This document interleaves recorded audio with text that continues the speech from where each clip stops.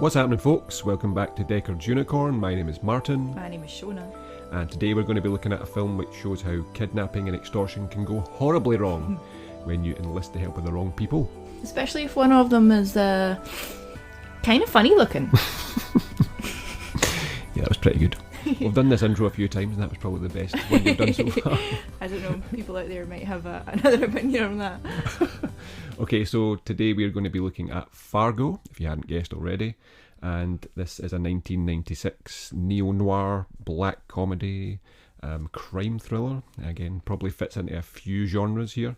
It's a great mix of all of the above, and it was directed by Joel Coen from a story written by Joel and Ethan Coen. And it stars Frances McDormand, William H. Macy, Steve Buscemi, Harv Presnell, or Prenell, not sure how that's said, and Peter Stormare, to give him his kind of Swedish intonation on his name.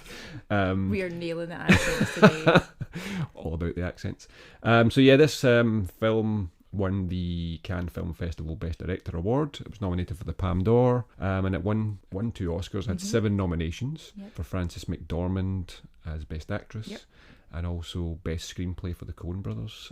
So Shonagh, what do you think of Fargo? I love it. It's fairly simple.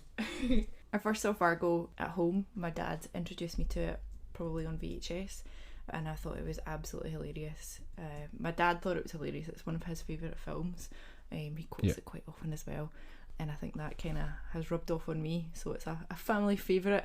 I seen it in the cinema, and I just came out of it thinking it was a black comedy. You know, there's films like American Psycho and stuff like that that sort of deal with these darker issues, but I've found them incredibly funny. and you know, it kind of defies its genre a little bit, because it is a crime story, a thriller, but yeah, you do come away with this. I always feel quite happy after watching it. Like, it's actually, well, I mean, the way it turns out is quite heartwarming, I think, and there's such a kind of nice cast as well, you know, and Minnesota nice, exactly. So yeah, like, you know, Frances McDormand and her husband, Norm, yeah, they're so cute. They're just so cute and adorable. And again, it all turns out well in the end.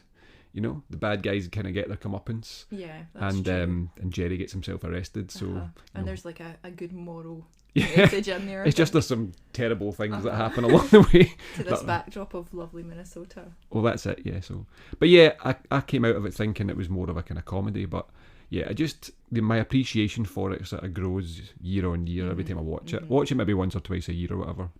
And again, you can see in how there's still Fargo TV shows being made. Yeah. How beloved it is even after all this time. You know, so people they love the vibe of it, and there's still plenty of stories to tell in that universe. So yeah, I think definitely the Coens started something big when they made this film, I think.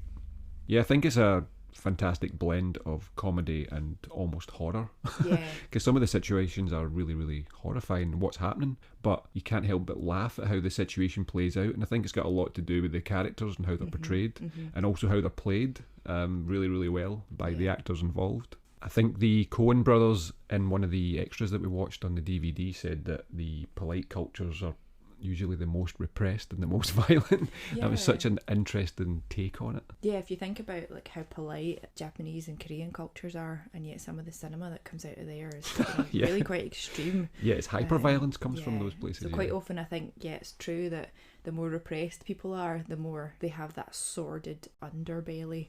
So the main character of the piece is Jerry Lindegaard, who's trying to extort money from his father-in-law, and we had this discussion last night about what he's actually trying to get money for, and I believe it's because he has this plan to build this parking lot that he thinks is going to be very, very successful, and obviously it costs 750 grand. So I think from before the story begins, Jerry's looking for that money, and he's floated the idea to Wade, his father-in-law, and Wade's not got back to him, so he kind of believes he's going to have to try and find the money himself. I think Jerry as a character is trying to get out from under Wade's influence.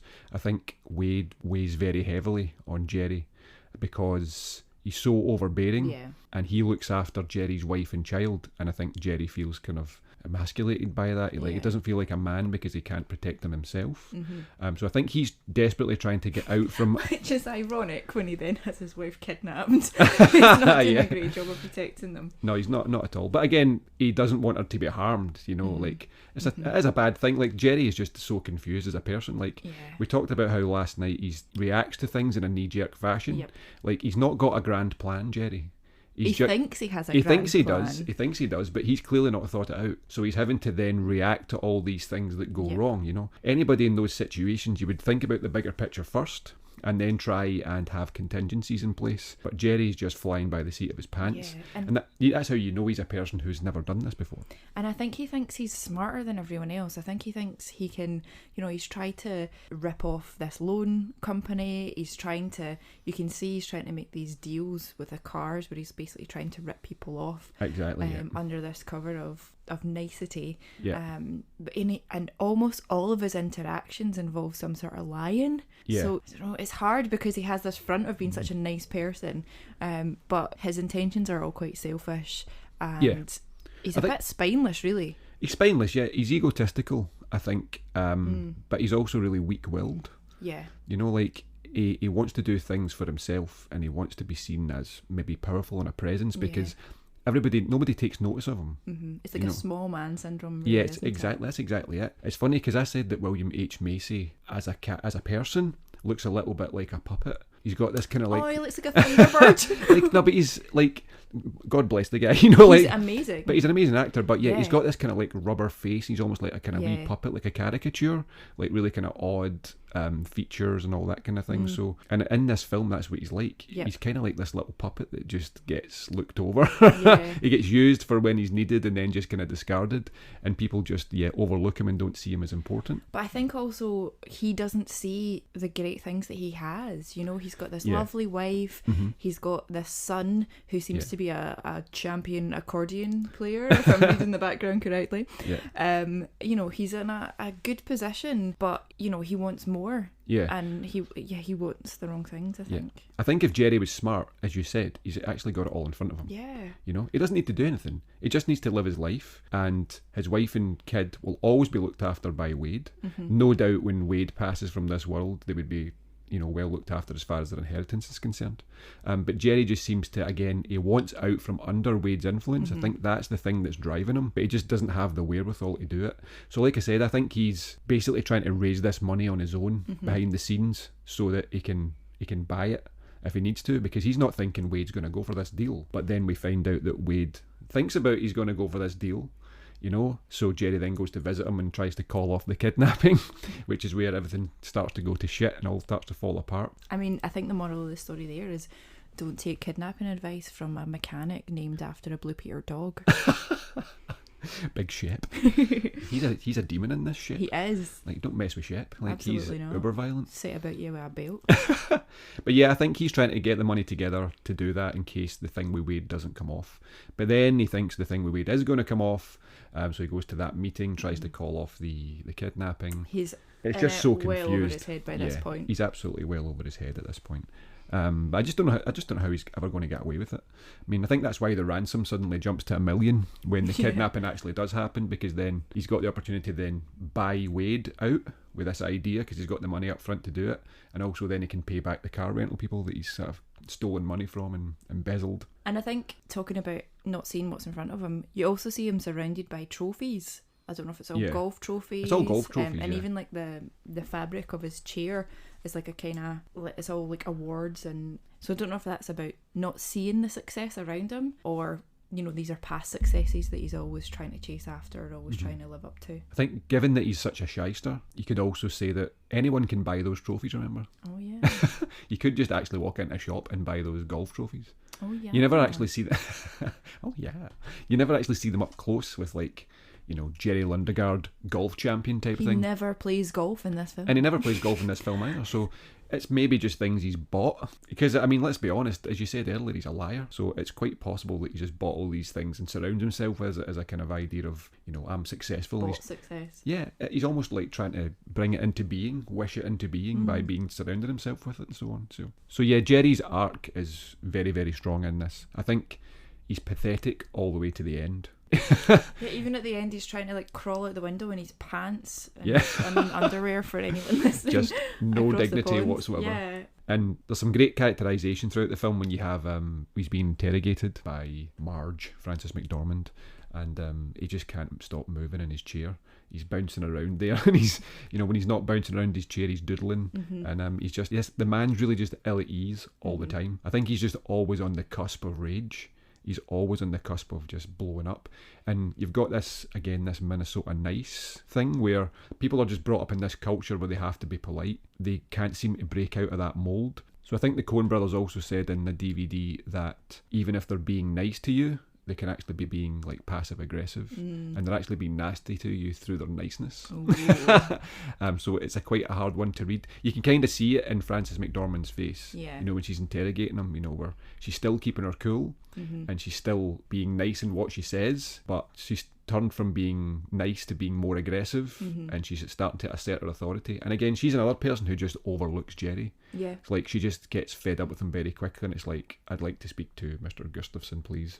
Like, you're insignificant here. One of the redeeming features about Jerry is actually his tenacity. Yeah, even though things are going to shit all around him, he just, again, knee-jerk reactions to situations, but he just continues forward. It's like he's got this unbreakable spirit almost, where he's just like, he won't be denied, he won't be beaten, this thing is going to work out. No matter which way it does, he's going to get it. You actually see that when he's scraping his windshield after he's told that he's not getting the money for the deal. He scrapes it and he's raging and he's like scraping furiously away, and then he throws his ice scraper away, and then he just picks it up and starts scraping again. So it's like, he's committed, he's on this path. Yeah. And as I said, that's kind of like bred into them, I suppose, where they just have to be nice and just get on with it. No matter what comes up, just get on with it. The culture of those kind of Scandinavians who came to America early would have been, where they'd have a harsh environment to sort of build homes and build communities in, and you would just have to get on with it. Like, you can't just suddenly say, this is terrible, I'm going to go back. You've decided to make a life in this place. There's harsh reality, it's going to be very, very difficult. You've got the weather and various other things to deal with, and you just have to toughen up and get on with it and move forward. And I think you can see that in Jerry's character quite a lot, where it's almost like the inner monologue is he wants to just crack and say, I've had enough, but then he's kind of reined back in by that breeding, so to speak, where he's just like, no, I can't, I have to just endure, let's find a way forward and let's do it. But the counter of that is that he's too proud to seek help when he really does need it. I mean, obviously he should have done that previously, but at the point where he hears that the criminals have actually killed people and that his wife is probably in quite a lot of danger, he still refuses to get help from the police or admit what's actually happening. Yeah, but I think that always comes back to his own self-preservation, though. Yeah. Where he doesn't want the police involved because he knows, like, he's at the root of it. Absolutely. And also he's got the car loan thing hanging over him, and if Wade finds out about that, he's in serious trouble, because Wade's a huge presence in Jerry's life, and like I said, I think he's just desperate to get out from under his foot. So Wade is Jerry's father-in-law. Yep. He's a successful businessman, like Harv Purnell or Presnell, and he is obviously the bane of Jerry's life. Yeah, absolutely. We talked about this last night, and I think he's like a kind of god, like just looming over Jerry, like almost controlling all of his decisions. And again, that's why Jerry's so frustrated, is like he just can't get out from under his control. And there's lots of moments actually where the camera catches Wade in the same shot as Jerry, and it's almost like he's a huge presence in Jerry's frame, so to speak. Yeah, he's just really overbearing and always there, this sort of large presence looming over him. And when Jerry says that he's looking for the money to try and set him and his wife and child up, and sort of imply that if this goes well, his wife and child won't have to want for anything, they'll be looked after, Wade's response is, Jean and Scotty never have to worry. He cuts Jerry out of that. Totally disregards him, exactly. But Jerry could take that as, my wife and child will always be looked after. Yeah, that's a good thing. Yeah. But he takes it as a personal slight. Yeah, exactly. I like how Wade always tries to barter, like, no matter what he does in this film. Like, he's just a businessman to the end. Kidnappers are saying this is the ransom, and he's actually trying to, like, cut them down. Like, can we not just, like, knock 10% off that, please? Like, I'll do a deal.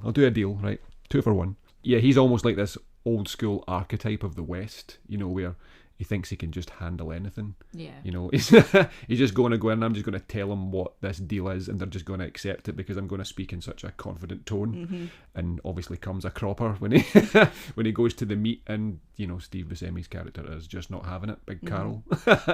He's not having it at all. He's had his fill by this point, I think, Carl. And that takes us on to Steve Buscemi and Peter Stormare, who are the sort of kidnappers stroke murderers of the piece, the villains. And that's Carl Showalter and Geir Grimsrud, respectively. They have a really nice interplay as well. So Steve Buscemi is the kind of talkative, kind of noisy one. And Big Gear says very little throughout the film. Silent assassin. Yeah, there's a really nice interplay between the two of them. Yeah, they're perfectly cast, both of them. Yeah, you've got the kind of supposedly the brains of the outfit and the muscle of the outfit. You know, you'd say Steve Buscemi's like the kind of mouth and the brain of the pair, and Peter Stormare is the muscle, and he's just there to sort of do the dirty deeds. But unfortunately for the two of them, he's a bit too quick on the trigger. He's got an itchy trigger finger, and I just love how cold he is in this. He is so cold, ice cold. He basically reflects the environment this film's set in. He's just the perfect assassin. Doesn't say much and just acts. That generally tends to be how he does things in this, and it just all happens so quickly. Again, another thing about Coen Brothers movies is they always seem to have these long stretches of character development, and they get punctuated by these moments of just usually quite insane violence, where it's really graphic and very real, and it's all over very quickly, that kind of idea. So they're both perfectly cast in this. And let's be honest, Steve Buscemi's character is just a slimy dick in this, isn't he? Oh, he's horrible. He makes your skin crawl. Yeah, but I love how they're also quite real looking. Yeah. Do you know what I mean? Like, if this was a kind of, let me say, Brad Pitt and, you know, Matt Damon or something like that, that kind of thing, like, you maybe wouldn't take them as seriously as you do here. Steve Buscemi is kind of funny looking, as the girl says. He is kind of funny looking, you know, he's not got very straight teeth.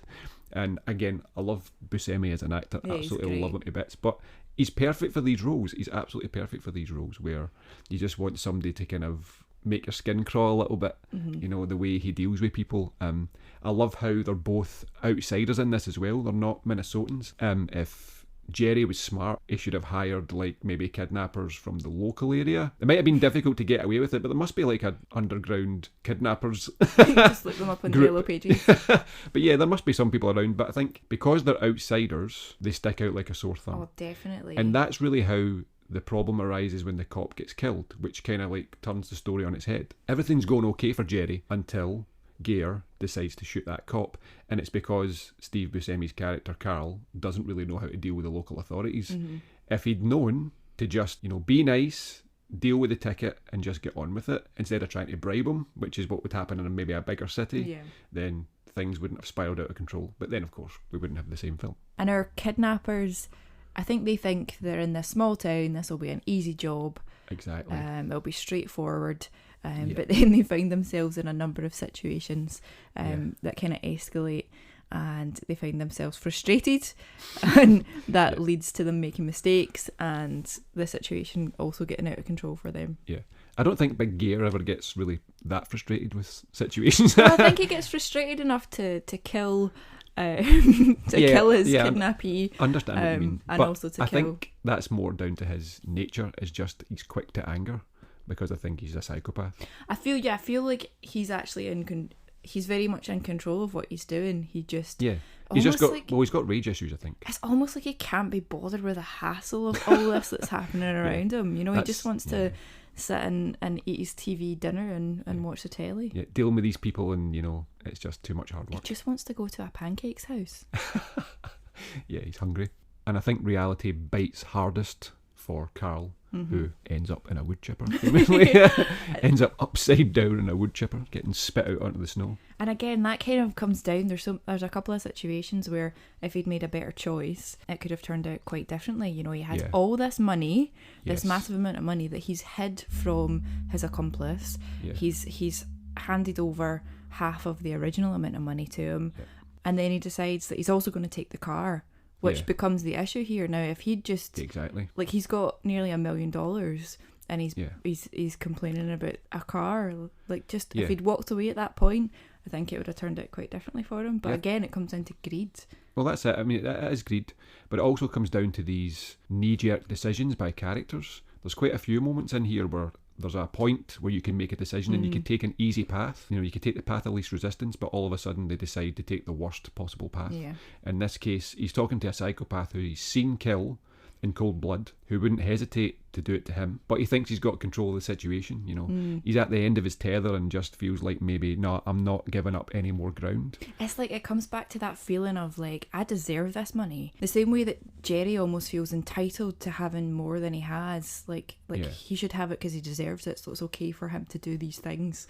And I feel like there's a similar kind of vibe there. Like, they deserve this money, so... Yeah. Well, I mean, he feels like he's worked hard for it. In fairness, he does He didn't get a beating for it. Yeah, well, in fairness, he does drag his ass through a lot of situations, and it just seems like Big Gear just kind of sits at home, watches TV and eats and kills people. Yeah. He's definitely got the easier task. So you can, I suppose you can understand his frustration, but again, there is a moment here where that character could choose to say, right, you know what, just take the car, I'll take whatever else is left, I'll see you later, this deal's done. Whatever Gear says at that point, just agree with them. Just get yourself out the door and leave. But he doesn't. He stands up for himself just for the last time and comes a cropper, obviously, and ends up, as we said, upside down on a wood chipper. Not that he doesn't deserve that. Like, no, well, he's not a nice person. That's it. He's not a nice person at all. And he's killed Wade in cold blood at the parking garage kind of thing, or the parking lot, whatever you want to call it. So as we talked about earlier, the murder of the police officer is what kind of flips this story on its head. We probably get the star of the show coming into it about halfway through the movie. So after the killing of the traffic cop, we get Marge Gunderson coming onto the scene. Oh, Marge. She's so lovely. Margie. Heavily pregnant. I think she's 7 months pregnant. I think so, yeah. She's got 2 months to go, I think they say at one point. But yeah, so you get Marge coming into the picture. She is the absolute opposite of Jerry, because she is the smartest person in the room. Yep. And that's any room she goes into, she's got the upper hand. She's also the one that's willing to get in there and get her hands dirty. She's the one who treks down to the car to have a look and examine exactly what's going on while the other police officer stays back safely on the road. She's, despite her physical situation, so, she's... Well, I think actually in the film he's already done it. Oh, okay. He's already been down there, but he's just not picked up anything. That's right, and then she manages to actually put the situation together a lot better. Yeah. Despite the fact that she's also about to have a bit of a morning sickness episode. That's the thing about her is she's not. I think she's just a police officer, but she's not like a detective. No, she's not. But in those kind of small towns, I suppose there's no like detective division, so you kind of do it all. More like detective work and also like regular police work. But none of it seems to phase her as well. Like, it does seem like those are probably rare cases out there, but she doesn't seem phased by anything. She kind of takes it all in her stride. She's quite level-headed. I think she seems to be someone who's lived there all her life. But in my head canon, I think it seems like she has been a big city cop. That's almost what it's like. Like, she's got seems to have so much experience, and as you said, none of these things phase her, like the murder. And it's almost like, does this happen all the time here? I think if you look at the Fargo TV show, it seems like it is. There's this kind of really dark underbelly there where there's just a bit things like Midsummer UK television. There's these terrible things happening all the time. But yeah, she just seems to have so much experience, and she puts two and two together so quickly, just like assesses the situation and got it in hand straight away. So that seems like someone with a lot of experience of those types of situation, So I don't know, in my head she's been like a cop somewhere else, and she's came here to kind of retire. I mean, it doesn't mean to say she didn't live in Minnesota all her life, but she just could have been part of a bigger police organisation in a bigger city at one point. I think what's also interesting about Marge's story is the fact that she shows compassion at the end of the film to the person who you would have the least amount of compassion for. Gear kills indiscriminately all the way through this. People who don't deserve it. The cop didn't really deserve it. He just did it because it was a simple fix at the time. And even less so Jerry's wife, who apparently all she did was like moan and scream, and he just killed her for it because he was trying to watch TV or whatever, or was trying to eat his dinner, and she was annoying him. So he's the person who you would show the least amount of compassion for, but she wants to see justice done. I think that's a really important part of her character, is that, she's got this human side to her. You can see that moment at the end where she's thinking about what's just happened, and she's got this guy in the back seat, this murderer, I think he says at the end it's like 5 people he's responsible for killing, and she just can't understand it, and she's just so upset by it. It's like, why do people do this? Yeah. She comes from this life that's really sort of warm and loving, and this familial background. They're going to have their kid very soon. She seems to have been well brought up and all that kind of thing, but just can't understand why someone would do such a terrible thing or such terrible things. Just for a little bit of money. There's that really hilarious scene with Mike. Yeah, or Mike Yamagita. So Mike is a character from her... You're a super lady. You're such a super lady. Oh, he's great. So Mike is a character from her school days who gets in touch after she's been on TV regarding these murders, and she feels really bad for Mike. He does try to kind of take advantage at one point, and she puts a stop to it. He does. But he explains that his wife has died of leukemia, I think it was, and he's he's really lonely, and she feels terrible for him. Yeah. And it's only later on when she's on the phone to one of her friends that it becomes apparent that he was lying about everything. Mike's got psychological problems. Yeah, exactly. He wasn't married to Linda. Linda didn't die of leukemia.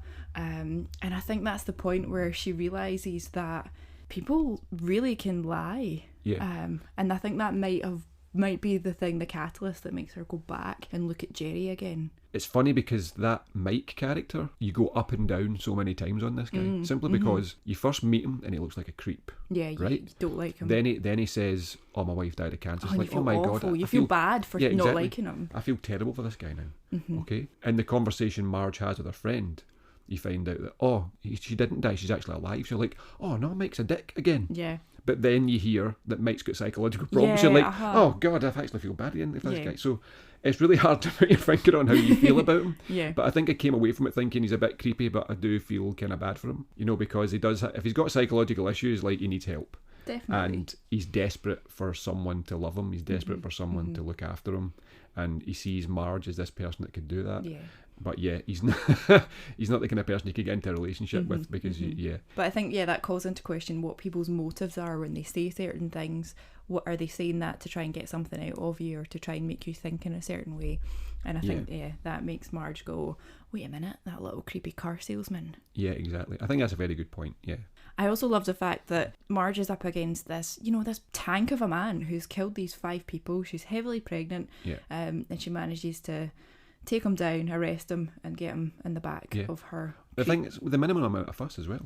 Exactly. I think she gets kind of lucky in the respect that he tries to run. Yeah, so she's able to shoot him in the leg rather than... I think physically he could overpower her. Yeah. That's the kind of guy that you might have got a shot or two off, and he might have got to you. So it might have turned out differently because she obviously couldn't run anywhere. She's obviously been heavily pregnant. But I think because he's unarmed, he makes the smart decision in that case, which is to run. Yep. And it is smart because he ends up living because of it. I think if he tried to attack her, he would have been dead. I think she looks like she's a good shot. Because he's far away when she actually wounds him in the leg. And again, she shows that compassion to him. She doesn't go for a kill shot. She deliberately goes for his leg. And still really calm in that situation. Exactly. Even when she's pointing a gun at him, he can't hear her because the woodchipper's going off. Yeah. And she's still got the kind of thought to say, he can't hear what I'm saying, but I still need to let him know I'm police. And she, quickly points to her hat. Exactly. So she's still quite in control. Yeah, she's very much in control. And again, she's doing everything by the book. She can see what the guy's doing. Yeah, it's horrific. It would be quite easy at this point to say, this guy is a lunatic and needs to go. And you would just claim he tried to attack you, because it's dangerous. Yeah. But she gives him every opportunity to just surrender. And you can see in her face and her eyes that she's frightened. Yeah, of course. She's not. It's not that she's not scared of this situation, but she's still strong enough in character to keep her composure. Yeah, she's one of cinema's great characters. I think. She's a super lady. She's a super lady. She's one of cinema's great characters. Yeah. She's just so good. And this is a prime example of how you can create strong female characters. Exactly. But they don't have to be saving the world, and they don't have to be like doing these fantastic feats every 2 seconds. It's just how they are and how they act and react to things around them. And as I said, she is the smartest person in the room. She lets other people around them make their mistakes, and she's smart enough to see what happened. And she's also polite enough not to be... that's it. She's just a good person at heart. And even when she's explaining to her colleague that she doesn't think he's done a particularly good job, his hypothesis. she's like, you know, she's kind about the way that she does it, and I think you're absolutely right. It's not a case of shoehorning this strong female character in. It's just good story writing. It's just good storytelling, yeah, exactly. And I think she, in her acceptance speech for her Oscar, she makes a point of that, you know, about thanking the Coen Brothers for writing such amazing characters, writing such amazing female characters as well, because they clearly get it, and it hit a nerve with her. And she was able to explore this in a really positive way. And I think it was also nice in her acceptance speech that she mentions the freedom that independent artists have in casting decisions, that, you know, they're not bound by these decisions made by big studios on, you know, what's going to trend well. Exactly. And, you know, doing things on artistic merit. Personally, I do prefer the film by director, you know, by the artists themselves, where there's as little interference as possible from a studio. You can't help it in some cases because producers and companies are putting up a lot of money and they want to have their say so. So in order to get a film to the screen, sometimes you have to just kind of say, right, okay, there's going to be a little bit of pushback on maybe some artistic decisions. But at the end of the day, if you take away the director's vision or you interfere with it too much, ultimately as a sort of piece of art, it's going to fall by the wayside in the future, and people aren't going to respect it, you know, and it's not going to last long in the memory. The films that last in the memory are the ones that have a very strong artist's vision attached to it. And we couldn't talk about Marge without talking about Norm. Could we? Again, those two are absolutely adorable. They're just the best. They're going to be awesome parents.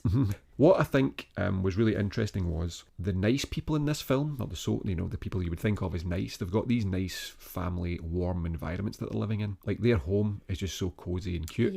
And Jerry's home looks great and cozy and cute as well. You know, like it's warm and loving. But the bad people in this all seem to be living in environments that are cold and horrible, like motel rooms and all that kind of thing. They always seem to be living in places that look a bit trashy. Well, Jerry's heading for somewhere cold now. Yeah, a cold cell. And I absolutely love the fact that Norm gets his stamp picked up as Mallard. Well. Yeah, he's Mallard. He's on the 3-cent one? 3-cent stamp, The 3-cent one. They use 3-cent stamps? You know, just every time they change the postage, they need the little stamps. They need those stamps. Oh, she's just so pure. Yeah, it's such a great relationship they've both got in it. Kind of makes me want to be a better person. But she's so supportive of Norm. You know, like she is an amazing person. You know, when you think about what she does at the course of this movie, it's heroic. But it's never about her. No. It's always about the team. She doesn't expect any sort of reward or any sort of backing from Norm. She just knows he's there. He's always got her back. And equally he's got her back, you know. He's insisting on making her some eggs before she goes out in the morning, and he's got a burger ready for her. I'm just saying, Martin, you know.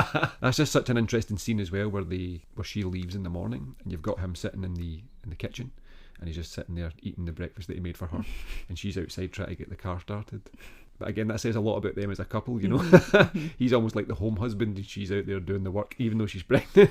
But also she's not frustrated by it either. She's, you know, she comes in and she's like, oh, I can't get the prowler started. But, you know, she's not like, oh, I can't get my car started. And that was an interesting role reversal. Yeah. Where it's the woman who's out there earning the living and doing all the difficult stuff, and the husband is kind of like the artist who just kind of sits at home thinking about his next project, just there as a almost like a pillow for her to come home and rest her head on at night. Oh. We've talked a little bit about the cinematography and the shot composition as far as how characters are seen on screen and stuff, but I don't think it's any surprise that this won the Best Director Award at the Cannes Film Festival. Roger Deakins was the DOP on this. The guy's just amazing. Again, another fabulous eye in the world of cinema. There's a couple of shots that really stand out. There's that moment where you see the car being driven along the road and the road's kind of like the floor of the shot, and you've got this huge white sky above it and you've got this kind of absence, you know, there's something missing here. And something's not right with this picture. And it also shows like the people, and in this case the people in the car, the object, are like very small and insignificant. They're just kind of going around doing their thing. But, you know, there's this larger universe above them and around them that they're part of. There's lots of shots with, you know, wide open car parks, empty car parks. And, you know, that happens a couple of times. We see Steve Buscemi's character driving into an airport car park to take off some license plates. The deal, this exchange of money takes place in a car park. There's a few scenes with car parks, and obviously this big scheme that Jerry wants the money for is to get land to build a car park. Yeah. Now, if we look at all those car parks, Aye. they're all empty. Well, that's exactly what I said last night. Was like, I think that's just a larger metaphor for Jerry's scheme as this. It's an empty promise. Yeah, we show that these car parks are maybe not something that's a viable business. And even Wade says that earlier in the movie. He says where he's had money in car parks before and it didn't make him anything. He actually lost on it. the empty car parks is like a huge metaphor for Jerry's plan overall. It's like, this is just not going to work, mate. You've picked back the wrong horse here. There's also that scene where he walks out to his car just after the meeting, and it's again, that's that God shot, isn't it? Yep. And I talked earlier about Wade being like a kind of God, and that's kind of Wade's POV as well. It is, like he could be looking out of the office, watching him. He's high up, again, and that's another sort of metaphor you could use. Like he's at the top of the business ladder kind of thing. He's up high in this building, looking down on Jerry as he leaves. But you could say that's either Wade or God or whatever. But again, it's this idea that there's insignificant little human here just walking up into his car. And I think it's funny how his car is parked at a funny angle. And then in the Steve Buscemi comes into the car park and he parks at a funny angle as well. So there's just all these things that are not right. Is it going against the grain of things? Maybe. It just feels like everything in his life is just off. Ever so slightly off kilter. Nothing's just right. Nothing's perfect, even though he desperately wants it to be. He just can never sort of get over himself or get over the situation. It's always just another obstacle to overcome for him. But yeah, the film is filled with this idea of opposites, where you've got kind of warm and cold in respect to like the environment, and then the indoors, and also maybe in respect to the relationships people have, warm relationships and cold relationships. For example, like Wade and Jerry, that's a very cold relationship. Jerry and his wife maybe have a warmer relationship. Definitely Norm and Marge have a really warm, special relationship. You've got this comedy and tragedy that's all the way through it, where terrible things happen, but they happen in quite a funny way. You've got the ordinary meeting the extraordinary as well, where ordinary characters get involved in extraordinary situations or with other extraordinary characters. And obviously good and evil is a huge theme within the movie as well. And even in the character's outlook, so Marge, she doesn't explicitly say that she loves her life and everything like that, but you can see that she values her family or partner, whereas Jerry just seems to not see the value of what's actually in front of him. I also think the music works really well in this movie as well. Yeah. Frances McDormand, I think, said in an interview that she felt like the words, the way they say them, the intonation of that accent, the Minnesota nice accent, was like as musical as well. So I don't know if that counts as music in that respect. No, I totally agree. Like the sort of Scandinavian accents are really, I find them, they do have a kind of lilt to them that's almost musical, and that's kind of similar to some of the accents from the Scottish Highlands and Islands. There's maybe some similar Viking heritage going on there anyway, but there's a kind of musicality and culture to them it's lovely. They seem to sing their way through sentences, and it's really nice, like, as you say, to hear it. But actually, on the topic of the music itself, you've got this almost minimalist lone violin sort of playing quite a lot. Again, maybe emphasising the fact that alone and inhospitable and cold and all that kind of thing, where people are in situations where they're apart from others. And maybe a little bit of desperation shining through.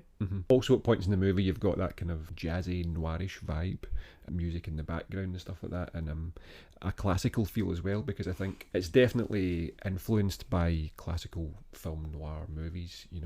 I also like the hyoshigi that happened just before Gear kills the cop.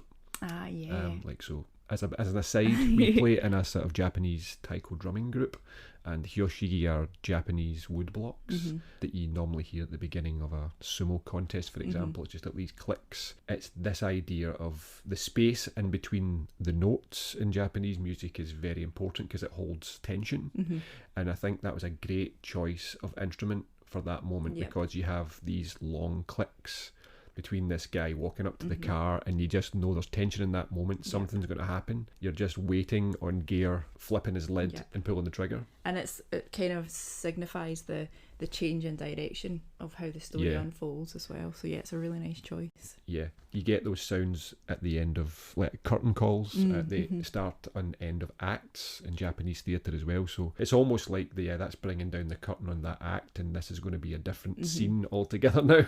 Here's where the shit hits the fan. Here is where it hits. Okay, so what's your most memorable moment in Fargo? I mean, it's got to be the wood chipper, right? Yeah, I think that was quite an easy one. I think the vocalizations, the intonations of the accent are almost like another character. Definitely. And very, very memorable. Like, whenever anyone thinks of this movie, they always think of that voice. Oh, yeah. As, it's almost like a separate character.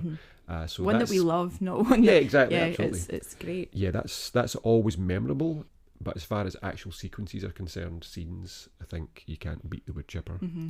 Wood chipper is so good. Watching it last night again, you see how realistic the leg looks. Yeah, it's really quite horrific. It actually looks like someone's leg. The fact that he's jammed and he's like trying to force it down with it just adds to the comedy. Yeah, it's so good. It's so good. And he's wearing these big silly white boots as well. And he's like underwear. And he's underwear. Like it's just so ridiculous. Situational comedy. It's great. I think the scenes when people are describing Steve Buscemi as kind of funny looking, those are quite memorable as well. Yeah. So yeah, I don't think there's any doubt that the inspiration for this film would have been the old classic noir movies, and obviously to this day we've still got Fargo TV show is ongoing, and it's also very, very successful, and they're telling stories from different eras in time as well, which is great, given this universal vibe almost, where there's this sort of mini Minnesota universe where all these terrible things happen with all these terrible people. And I think there's a new series of Fargo coming out soon. Yeah, so that's right. Its influence is wide. Yeah. There's also a kind of urban legend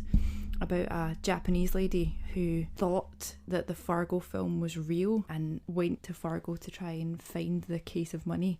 Oh, that's right. Yeah. So it turns out that that's actually not true. It was actually quite a sad story about this lady who was found out there in the snow. But that in turn has influenced another film, Kumiko the Treasure Hunter. And the premise of this film is that this Japanese lady sees Fargo on VHS, thinks it's real because obviously you've got that little text at the start that says that it's a true story. So she sees that, thinks it's real, and then travels to Fargo to try and track down this case of money. So it has inspired urban legend, and also the urban legend has then inspired another film. That's amazing. Didn't really know that. Yeah, it's quite an influential film. As I say, I think the Coens did something quite new with the genre. I mean, the way they blended the comedy and then that Minnesota nice layer on top of it just made for such an interesting film. But a couple of films that I love that were kind of inspired by it, you can see the inspiration quite heavily, is A Simple Plan. That's a Bill Paxton, Billy Bob Thornton movie.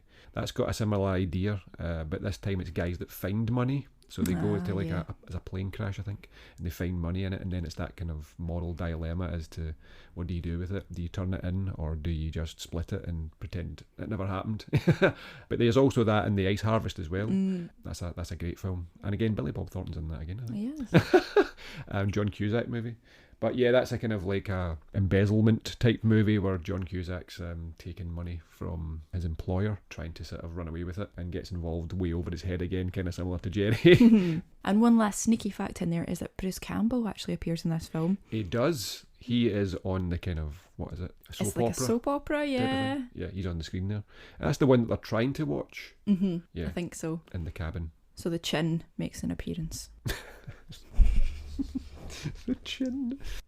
So if you were going to give the film a score from A to F, what would your score be for Fargo? A's across the board. Not F for Fargo. Only kidding. Yeah, I think A's across the board. Yep. Yeah. We need to actually maybe do a film in future that's crap. Because everything we're doing at the moment is like just amazing.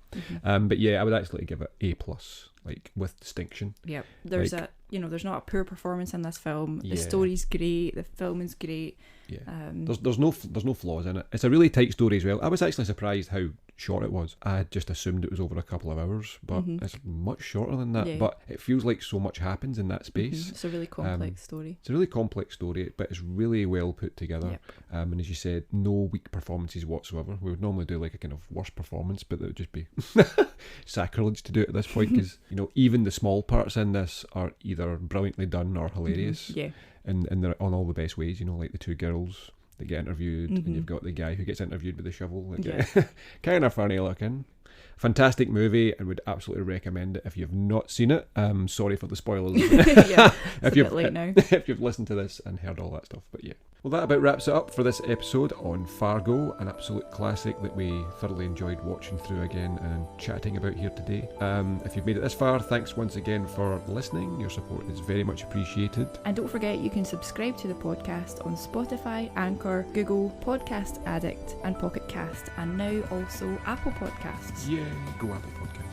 And don't forget, you can also find us on Twitter and Facebook if you just search for Deckard Unicorn, and we're also on YouTube where we do movie reviews and reactions and so on to various things that come up in pop culture. So, until the next podcast, this is Martin and Shonagh, last survivors of the Nostromo, signing off.